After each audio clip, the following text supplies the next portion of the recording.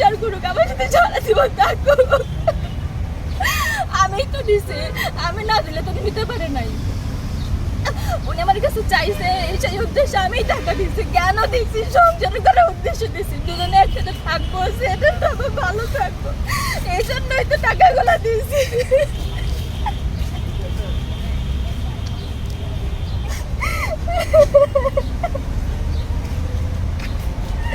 ঠিক এইখানে আমাকে নিয়ে অনেকবার আসছে, এই রাস্তা দিয়ে আমার সাথে হেঁটে যেত আর আমাকে প্রতিশ্রুতি দিত আমি তোমার সাথে সংসার করবো। তাহলে উনিগুলো সব জেনে বোঝে মিথ্যে কথা বলছে আমার সাথে। দিনের পর দিন আমার ধোকা দিয়ে গেছে, আমার বুঝতে দেয় না, আর আমি বিশ্বাস করে গেছি।